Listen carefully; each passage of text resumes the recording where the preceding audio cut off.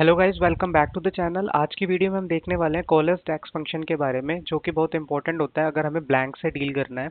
अगर हम चाहते हैं कि अगर हम ब्लैंक के बदले कोई और वैल्यू दिखाना चाहते हैं, जैसे कि मोस्टली एग्रीगेटर के केस में होता है कि हम जैसे यहाँ पे आपको डिस्काउंट के केस में ब्लैंक्स दिख रहे होंगे, हम इसको ब्लैंक ना दिखा के, क्योंकि जब हम कैलकुलेशन करेंगे तो मे बी ये एरर थ्रो करे, तो हम इसको जीरो से रिप्लेस करना चाहते हैं। इसका अदर वे अराउंड भी होता है, अगर आप पावर क्वेरी में जाके रिप्लेस वैल्यू कर दे ब्लैंक्स को जीरो से, वो भी एक वर्क अराउंड है। लेकिन आज मैं आपको डेडिकेटेडली कॉलर्स डैक्स फंक्शन के थ्रू बताऊंगा कि कैसे करना है। तो सपोज स्टार्ट करते हैं बिल्कुल सिंपल से। तो इसमें क्या होता है, इसमें सिंपल इसका सिंटेक्स कुछ इस तरीके से कि अगर हम जो भी वैल्यू पास करेंगे उसमें वो बोलेगा कि जो भी वैल्यू है इसके बदले तुम्हें क्या रिजल्ट चाहिए, राइट। तो मैं मैनेजर पे लगाता हूँ कि जहाँ पर मेरा मैनेजर है वहाँ पे मैं लिख दूँ नॉट असाइन। तो इसके लिए क्या करेंगे, मैं एक न्यू कैलकुलेटेड कॉलम बनाऊंगा।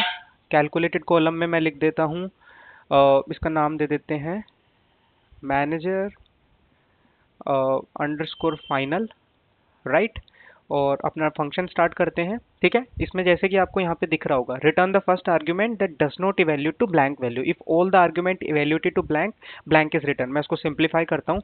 सपोज मैं मैनेजर यहाँ पे डाला, शीट 1 का मैनेजर, कि जहाँ पर मेरा मैनेजर है, राइट, जहाँ पर वैल्यू है वहाँ पे मुझे वैल्यू देगा, एल्स मुझे क्या देगा। तो मैं बोलूँगा कि जहाँ पर वैल्यू है वहाँ पे वैल्यू ही रहे, जहाँ पर वैल्यू नहीं है वहाँ पे मुझे नॉट असाइंड दे दे। तो इसको टेस्ट करने के लिए हम सिंपली क्या करेंगे, अपने इस टेबल के अंदर ये जो हमने जस्ट कैलकुलेटेड कॉलम बनाया इसको डाल के देखेंगे।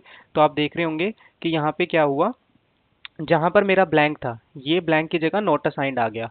अब इसको आप एक दूसरे कंटेक्स्ट में भी यूज़ कर सकते हैं। सपोज हमारे पास कभी कभार ऐसी कैलकुलेशन आती हैं कि जहाँ पर हमें दो वैल्यू हमारी ब्लैंक्स हों, राइट, दो वैल्यूज़ ब्लैंक हों, तो हमें उन दो कॉलम के बेसिस पे हमें एक नई चीज़ करनी हो, राइट।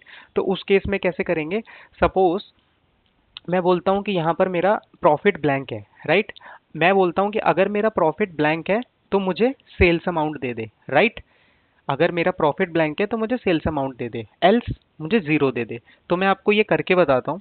ठीक है, सिंपली मैं क्या करता हूँ, अगेन एक नया कैलकुलेटेड कॉलम बनाता हूँ, क्योंकि अभी मैंने विद इन कॉलम जो भी मेरी वैल्यू थी मैंने सिर्फ वही लिख दिया कि जहाँ पे मेरा मैनेजर ब्लैंक है मुझे नोट असाइन दे दे। अब मैं बोल रहा हूँ, इसको नाम दे देते हैं प्रॉफिट अंडरस्कोर फाइनल, राइट। अपना फंक्शन स्टार्ट करते हैं कॉलेस, और मैं बोलता हूँ जहाँ पे मेरा प्रॉफिट है, अगर वो जहाँ पे वैल्यू है वहाँ पे वैल्यू दे, एल्स मुझे सेल्स अमाउंट दे, एल्स मुझे ज़ीरो दे। मतलब इसमें अब मैंने तीन कंडीशन पास करी है, यहाँ पे समझिएगा इसको। अगर मेरा प्रॉफिट ब्लैंक होगा तो उसके बदले, मतलब इस ब्लैंक के बदले मुझे क्या वैल्यू मिलने वाली है, 2500। मैंने बोल दिया कि अगर मेरा प्रॉफिट ब्लैंक है जहाँ पर भी, वहाँ पे मुझे सेल्स अमाउंट की वैल्यू दे दे। अब मैंने एक तीसरा आर्ग्यूमेंट भी डाला है इस स्टेटमेंट को कंक्लूड करने के लिए, कि जहाँ पे मेरा प्रॉफिट भी ब्लैंक है, सेल्स अमाउंट भी ब्लैंक है। एक ऐसा पॉसिबल केस हो सकता है ना, नेक्स्ट रिफ्रेश में यहाँ पे डेटा ही ना हो। तो मैं बोल रहा हूँ कि अगर मेरा प्रॉफिट भी ब्लैंक है, सेल्स अमाउंट भी ब्लैंक है, तो उस केस में मुझे जीरो दे। तो मैं आपको ये करके दिखाता हूँ, एक मिनट। अभी के लिए वैल्यू है, मैं बैकएंड में डेटा डेटा पे जाके इसको ब्लैंक करके दिखाऊंगा। तो ये हमारा ये बन गया। अगर मैं प्रॉफिट फाइनल को इधर लेकर आऊँ अभी के लिए, तो आप देखेंगे, क्योंकि मेरा इसको मैं यहाँ डालता हूँ तो ज़्यादा इजीली विजुअल होगा। देखिए मेरा प्रॉफिट ब्लैंक था तो सेल्स अमाउंट में 2500 था, तो उसने मुझे 2500 दे दी।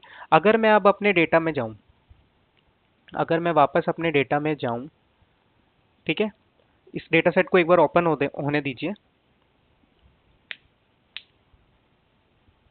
तो उस डेटा सेट में मैं सिंपली क्या करूंगा, अपने सेल्स अमाउंट को हटा के आपको चेक करके बताऊंगा कि जहाँ पे मेरा प्रॉफिट भी ब्लैंक हो, सेल्स अमाउंट भी ब्लैंक हो, तो उस केस में मेरे को फाइनल आउटपुट में ये जीरो मिलेगा। लाइक ये भी एक तरीका है, राइट। अब देखिए यहाँ पे मेरा प्रॉफिट भी ब्लैंक है और ये भी ब्लैंक है, राइट। एक मिनट मैं इसको रिफ्रेश कर लेता हूँ, आई गेस रिफ्रेश से काम बन जाएगा।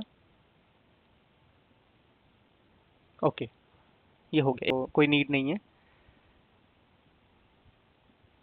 देखिए यहाँ पे क्या था, एक केस था कि जहाँ पे मेरा प्रॉफिट ब्लैंक था, सेल्स अमाउंट में नंबर था, तो सेल्स अमाउंट में नंबर आ गया, सॉरी प्रॉफिट में नंबर आ गया।